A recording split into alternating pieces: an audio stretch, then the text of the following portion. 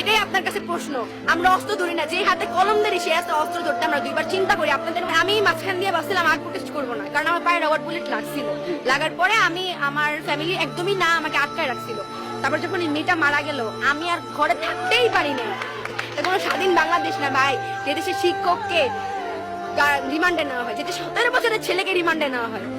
বাংলাদেশে জার্সি পরে ছেলেটা রিমান্ডে ছিল। ছেলেটা পিঠ দেখছেন, একটা বৃদ্ধ পিঠ পুরা মেরে রিমান্ডে নেওয়া মানে কি মারা? বলেন উচ্চ আদালতে সেটা এটাও বলেছিল। শোনেন এটাও বলা হয়েছিল যে কোনো মানুষের একটা নাগরিকের সম্পূর্ণ অধিকার আছে তার পার্সোনাল ফুল কাউকে না দেখানো। আমরা যখন কোথাও যাই আমাকে বলে বা ফোন দেখাও, কেন? আমি একটা মেয়ে মানুষ, আমার ফোনে অনেক পার্সোনাল জিনিস থাকতে পারে। আমি কেন? আপনি কি ছেলে মানুষ, আপনি মেয়ে মানুষ, একটা আমি চিনিও না আপনাকে, আপনি কেন? আমি কেন আপনাকে আমার ফোন দেখাবো? ও বুঝছেন, এক কথাই বলি আমার অবশ্যই ও যদি ভোট না হয় ওটা কয়বার আপনারা ভোট দিচ্ছেন? ওরা ভোট দিচ্ছেন? কয়জন মুখে হাত দিয়ে বলতে পারবে যে আজকে আমি শেখ হাসিনার ভোট দিছি? ওরা আমরা একবার বসাইছি, আরো কত বছর ধরে বসে আছে।